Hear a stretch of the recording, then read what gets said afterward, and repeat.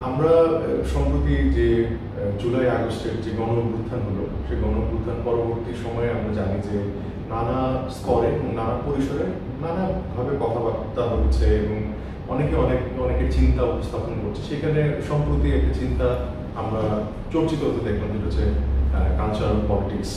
এবং এই চিন্তার মধ্যে আমি মনে করি যে অনেক দূর, অনেক বিস্তৃত করে ভাবনার আসলে অবকাশ আছে। কারণ কালচারাল পলিটিক্স এই শব্দবন্ধটা খুব শক্তিশালী এবং এর মধ্যে দিয়ে অনেক দূর বিচার বিশ্লেষণ করার মধ্যে দিয়ে আমরা সুরাহা করে নিতে পারি যে আগামী দিন কি করে সাংস্কৃতিক অঙ্গনে আমরা আসলে অপারেট করতে পারি বা সাংস্কৃতিক অঙ্গনকে কি করে ঢেলে সাজানো যায়। তো আমার মনে হয় যে কালচারাল পলিটিক্সটা বোঝার জন্য আমাদের একটু পিছনে যেতে হবে। কালচারাল হেজিমনিটা যদি বোঝার বেশ উপকার হবে আর কি। এটা গ্রামশিয়ান বা আন্তনিও গ্রামশির যে কনসেপ্ট, সেখান থেকে আসা। কালচারাল পলিটিক্সটা আসলে কি? এটা হচ্ছে যে সাংস্কৃতিক পরিমণ্ডলে যে ইডিওলজি বা যে ভাবাদর্শ, সেই একটা ভাবাদর্শ কিন্তু কর্তৃত্ব পরায়ণ থাকে বা সে তার অনেক বেশি শক্তিশালী থাকে, যে তার গণমাধ্যম এবং তার বুদ্ধিজীবী, তার সাহিত্য, নানা বিষয় নিয়ে সে হাজির থাকে। এবং হেজিমনি কিভাবে ক্রিয়েট হয়? যখন অন্যান্য ছোট ছোট সাংস্কৃতিক পরিমণ্ডলগুলো থাকে, পর্বগুলো থাকে, সেগুলোকে সে স্পেস দেয় আলাপ আলোচনা করার জন্য। তো স্পেস দেওয়ার মধ্য দিয়ে এক ধরনের সে ওই ছোট ছোট পরিমণ্ডলগুলোর মধ্যে কি করে, এক ধরনের সম্মতি আদায়ের ব্যাপার তৈরি করে। সম্মতি আদায়ের মধ্য দিয়ে তার ভাবাদর্শে অনুপ্রাণিত করে সেই ভাবাদর্শকে আরো বেশি শক্তিশালী করে। এইটি হচ্ছে হেজিমনির আসল কথা। এখন এই কথার মধ্যে অনেকগুলো বিষয় আসে। যেমন ধরুন, যদি আমি সিনেমার কথা বললে দেখা যাবে যে বাংলাদেশে মুক্তিযুদ্ধের চলচ্চিত্রের কথা যদি বলি, তাহলে এন্টায়ার মুক্তিযুদ্ধ ভিত্তিক চলচ্চিত্রে আপনারা দেখবেন সব জায়গায় কিন্তু বাঙালি জাতীয়তাবাদের উত্থান। এবং আপনারা জানেন যে রোলা বার্থের মিথোলজি বলে একটা বই আছে, সেখানে এরকম একটা উদাহরণ আছে, প্যারিস ম্যাচ, যে এক কালো ছেলে তেরঙ্গা পতাকাকে সেলুট করছে। তো সেই সেলুট করার মধ্যে কি মিথ তৈরি হচ্ছে যে ফরাসিরা কখনোই উপনিবেশ স্থাপন করেনি কালোদের উপর, কারণ এই কালো ছেলেটা সালাম ঠুকছে ফরাসি পতাকাকে। তো এইভাবে আমরা মিথ তৈরি করি। তো বাংলাদেশের মুক্তিযুদ্ধের চলচ্চিত্র এরকম মিথ তৈরি হয়েছে কিছু না। যদি আমি উদাহরণ দিই, বাংলাদেশের মুক্তিযুদ্ধের চলচ্চিত্র দেখবেন সব মুক্তিযোদ্ধারাই বাঙালি মুক্তিযোদ্ধা এবং বাঙালি মুসলমান মুক্তিযোদ্ধা। কিন্তু বাস্তবতা বা ইতিহাস কি বলে? গারো সম্প্রদায়, আদিবাসী সম্প্রদায়, প্রচুর হাজার হাজার মানুষ আদিবাসী অর্থাৎ অবাঙালি সম্প্রদায় থেকেও যুদ্ধ করতে গিয়ে শহীদ হয়েছেন। তাহলে সেই বয়ান বা ন্যারেটিভ কিন্তু মুক্তিযুদ্ধের চলচ্চিত্রে আসেনি আমাদের। শুধুমাত্র মেঘের অনেক রং যে ছবিটা, মুক্তিযুদ্ধের প্রথম যে রঙিন চলচ্চিত্র, সেখানে দেখা গেল ৭৬ সালে যে এক আদিবাসী মেয়ে, সে নিজে বাঙালি হয়ে যেতে চাইছে, সে আবার মুক্তিযোদ্ধাও না, সে একজন সেবিকা হাসপাতালে।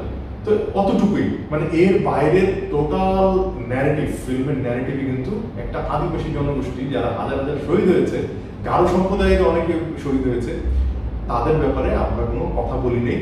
এমন একটা মিথ ক্রিয়েট করেছি যে বাংলাদেশের 1971 সালের মুক্তিযুদ্ধ মানেই শুধুমাত্র বাঙালি মুসলমানরাই যুদ্ধ করেছে, আর কেউ যুদ্ধ করেনি। আর কোনো ধর্ম নেই, আর কোনো জাতিগোষ্ঠী নেই। এমনকি কিছু কিছু জায়গায় অনেকদিন পর্যন্ত নারী মুক্তিযোদ্ধাদের ব্যাপারেও কিন্তু নীরব থেকেছে। এই যে নারী মুক্তিযোদ্ধাদের ব্যাপারে নীরব থাকে, নারী যদি একটা বর্গ বা গোষ্ঠী ধরি, তাহলে তারা ওই যে বড় হেজিমনি অর্থাৎ বাঙালি, মুসলমান এবং পুরুষ মুক্তিযোদ্ধা, তাদের সাথে একটা নেগোসিয়েশনে আসলো যে শুধু তারা তো না, নারীরাও তো মুক্তিযুদ্ধ করেছে। তাহলে এটা তার একটা স্পেস দিল, আগের যে ডমিনেন্ট যে হেজিমনি তার একটা স্পেস দেওয়ার চেষ্টা করলো এবং সেটা গ্রহণ করতে শুরু করলো যে না, তারা মুক্তিযুদ্ধ করেছে। তাহলে এইটা এক ধরনের আলাপ যে সিনেমার মধ্যে মুক্তিযুদ্ধ যারা করেছে বা মুক্তিযোদ্ধারা, তাদের এই কোন গোষ্ঠী বঞ্চিত থাকলো, এই যে যারা যারা আসলে হেজিমনি ক্রিয়েটই করতে পারে না বা ডমিনেন্ট হেজিমনির সাথে যারা আসলে ওই কনভারসেশনে যেতে পারে না, তাদেরকেই বলা হয় যে সাবঅর্ডিনেট। এটা গ্রামশিয়ান একটা শব্দ বা তার ব্যবহার করা একটা ধারণা। তো এই সাবঅল্টার্নদের কথাও তো আমাদের বলতে হবে। এই সাবঅল্টার্ন কারা? আমি এই যে আদিবাসীদের কথা বলছিলাম এরা। আচ্ছা, এখন ধরুন আমি যদি আরেকটু বড় পরিসরের বা সিনেমা মুক্তিযুদ্ধ থেকে বেরিয়ে অন্য সিনেমার পরিসরের কথা বলি, তাহলে বাংলাদেশের সিনেমায় ধরুন 53 বছরে অনেক হাজার হাজার ছবি মুক্তি পেয়েছে, তার মধ্যে হাতে গোনা 2-1টি ছাড়া এলজিবিটি কমিউনিটি নিয়ে কিন্তু সেরকম কোনো আলাপ হয় না। তাহলে এইটাও তো একটা গোষ্ঠী যারা আসলে এই কালচারাল পলিটিক্সের শিকার। কালচারাল পলিটিক্স বলতে আমি যেটা বোঝাতে চাইছি সেটা হচ্ছে যেটা আপনার উপর আধিপত্য বিস্তার করে, সাংস্কৃতিক আধিপত্য বিস্তার করে থাকে, এবং তার মধ্য দিয়ে সে শুধু তার কথাই বলে আর অন্যদের প্রান্তিক জনগোষ্ঠীতে পরিণত করে অথবা প্রান্তে ঠেলে দেয়, অথবা মিথ তৈরি করে যে এমন কোনো জনগোষ্ঠী বা বর্গ বলতে আসলে কিছুই নেই, আর অনুপস্থিত। মানে এটা করার মধ্য দিয়ে এটাকে বলে যে এক ধরনের অ্যাস্থেটিসাইজেশন অফ পলিটিক্স এটা হয়। কারণ এই যে নান্দনিক জায়গা তৈরি করে পলিটিক্সের, এটা করার মধ্যে দিয়ে এইটা আবার এই কথার উল্লেখ আপনি পাবেন 1935 সালে ওয়াল্টার বেঞ্জামিন একটা প্রবন্ধ লিখেছিলেন, বলছে work of art in the age of mechanical reproduction. এই প্রবন্ধের মধ্যে এই আলাপগুলো আছে। তো সেখানে দেখবেন যে একটা ফ্যাসিস্ট গভর্নমেন্ট বা ফ্যাসিস্ট শাসক কি করে, সে আপনাকে এক্সপ্রেস করার সুযোগ দেবে, যে এক্সপ্রেস করো, তুমি সিনেমা বানাও, তুমি গল্প লেখো, সবই ঠিক আছে, কিন্তু তার ভেতরে যে সম্পদের বন্টনে যে বৈষম্য, অর্থাৎ সে যে ব্যবস্থার মধ্যে শোষণ কায়েম করতে পারে সেরকম কোনো কিছু যেন ওটার মধ্যে না আসে। এবং এটার যত রকমের, এটাকে আমি বলি সুগার কোটিং, এটা এমন সুগার কোটিং করে জিনিসপত্র উপস্থাপন করে যেটার মধ্যে সার বস্তু কিছুই নেই, যেখানে আসলে সত্যিকার অর্থে যারা প্রোলেটারিয়েট বা সর্বহারা বা যারা আসলে সাবঅল্টার্ন তাদের কথা উঠে আসে না, এবং এই সিস্টেমের যে লুপহোলস আছে সেগুলো উঠে আসে না। তো এটি হচ্ছে অ্যাস্থেটিসাইজেশন অফ পলিটিক্স। এখন এটার উল্টা কি হবে? Politicisation of art.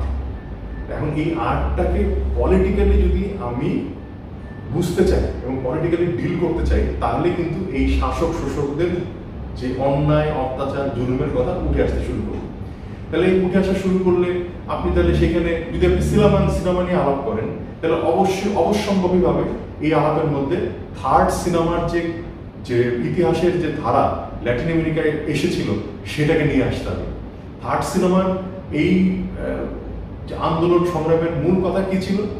যে ফার্স্ট সিনেমা যদি হয় হলিউড এবং সাম্রাজ্যবাদীদের সিনেমা, সেকেন্ড সিনেমা যদি হয় ইউরোপের একটা চেষ্টা করা হলিউডের বাইরে আসার, কিন্তু আবার স্টুডিও বেসড, আবার ওই ধরনের মানে ব্যক্তিগত সম্পর্কের জায়গা থেকে তারা বেরিয়ে আসতে পারছিল না। তাহলে সেই জায়গা থেকে একদম সরাসরি রাজনৈতিকভাবে মোকাবেলা করার যে চলচ্চিত্র থার্ড সিনেমা, সেইটাকে তারা সামনে আনতে শুরু করলো। অর্থাৎ আমরা কথা বলতে চাই, অর্থাৎ ওই যে যেটা বললাম যে শিল্পকে রাজনীতিকরণের মধ্যে দিয়ে নিয়ে আসা, অ্যাস্থেটিসাইজেশন অফ পলিটিক্স না, পলিটিসাইজেশন অফ আর্ট, সেটা এই থার্ড সিনেমার মধ্যে দিয়ে আসা শুরু করলো। তাহলে আমি যদি এইভাবে বলি কথাটা, যে পলিটিক্যাল বা কালচারাল পলিটিক্সের কথা যে আসছে এখন এই আলাপের মধ্যে, অবশ্যম্ভাবীভাবে যদি সিনেমা আসে, তাহলে অবশ্যই আমাকে আগে বিচার বিশ্লেষণ করে নিতে হবে যে আমি আসলে কোন ধরনের সিনেমা এতদিন হয়েছে, সেখানে কোন বর্গ কোন ভাবাদর্শ যুক্ত হয়েছে, এবং আমি কোন ধরনের সিনেমা বানাতে চাই এবং সেখানে কোন বর্গকে আমি অ্যাড্রেস করতে চাই।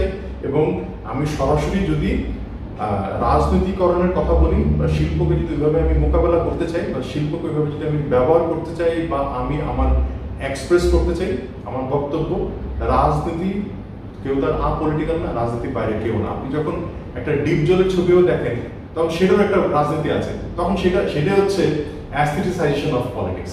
অর্থাৎ আপনি এমন ছবি দেখছেন যেটা স্ট্যাবলিশমেন্টকে কোনো প্রশ্ন করে না বা স্ট্যাবলিশমেন্টকে ডিসকমফোর্ট করে না, ওকে কমফোর্টেবলি রাখতে দেয়। আপনি দেখবেন বিভিন্ন সিনেমার অধিকাংশ সিনেমা একটা ফর্মুলায় চলে বাংলাদেশের, এবং সেখানে দেখবেন শেষ পর্যন্ত পুলিশ এসে সবকিছু ঠান্ডা করে। এই যে একটা ন্যারেটিভ, এই ন্যারেটিভের মধ্যে দিয়ে এটি প্রতিষ্ঠিত হয় যে আমাদের সবকিছু আন্ডার কন্ট্রোল, অর্থাৎ সবকিছু প্রশাসন এবং সবাই এটা শেষ পর্যন্ত সে এসে সব ঠিকঠাক করে, মাঝখানে যাই হোক না কেন। এই যে একটা ন্যারেটিভ তৈরি করে, এইটি হচ্ছে বাংলাদেশের কনটেক্সটে উদাহরণ দিলে এটা দাঁড়ায় হলো কি অ্যাস্থেটিসাইজেশন অফ পলিটিক্স। তাহলে আপনি যখন এই কালচারাল পলিটিক্স নিয়ে আলাপ করেন, তখন এই সকল মানে বর্গ এবং বিষয় যদি না আসে সেই কালচারাল পলিটিক্সের আলাপে, আমি মনে করি সেটা অনেক দুর্বল এবং অসম্পূর্ণ এবং ত্রুটিপূর্ণ রয়ে যায়। তা আমার কাছে মনে হয় যে যদি আমরা সত্যিকার অর্থে কালচারাল পলিটিক্স নিয়ে আলাপ করতে চাই, তাহলে আমার দুইটা তিনটা জিনিস অবশ্যই মাথায় নিয়ে আগাতে হবে।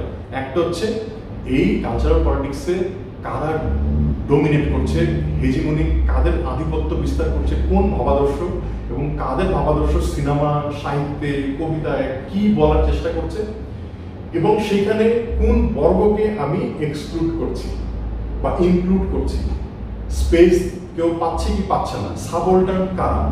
হ্যাঁ, আজকে ধরুন কথার কথা বলি, এলজিবিটি কমিউনিটির কথা যদি আমি উদাহরণ হিসেবে আনি, সে দেখবেন যে এরা কথা বলতে চেয়েছিল রংধনু নামে একটা পত্রিকার মাধ্যমে, কিন্তু তাদেরকে হত্যা করা হলো। তার মানে এরা মার্জিনালাইজড কোনো না কোনোভাবে, কাজে এরা এদের কথা বলতে পারছে না, কাজে এদেরকে আপনি কিভাবে অ্যাড্রেস করবেন। আর মুক্তিযুদ্ধের চলচ্চিত্রের মধ্যে দেখবেন রাজাকার প্রসঙ্গ আসে, তাদেরকে এক ধরনের পোর্ট্রেট করা হয়েছে, কিন্তু এটা আবার ভেঙেছেও পরে। হুমায়ুন আমাদের চলচ্চিত্রে আমরা দেখেছি এটা এক ধরনের পোর্ট্রেটগুলো ভাঙা শুরু করেছে। কিন্তু এটা হচ্ছে বিষয় যে কালচারাল পলিটিক্সটা এমন একটা ব্যাপার, সেটা বিভিন্ন ফ্রন্টে হয়। হ্যাঁ, যে একটা হতে পারে মুক্তিযুদ্ধ নিয়ে, একটা হতে পারে জাতিগোষ্ঠী নিয়ে, একটা হতে পারে ভাষা নিয়ে, একটা হতে পারে যেমন আমাদের ভাষার ক্ষেত্রে যদি বলি, মাঝখানে আমাদের চলচ্চিত্রের ভাষা চলে এসেছিল ঢাকার যে কোলোকিয়াল ল্যাঙ্গুয়েজ, ঢাকার যে মিশ্র ভাষা, সেটা আমাদের চলচ্চিত্রে ঢুকে গিয়েছিল। সেটাকে আপনি কিভাবে আসলে মোকাবেলা করবেন, এটাও একটা কালচারাল পলিটিক্সের অংশ।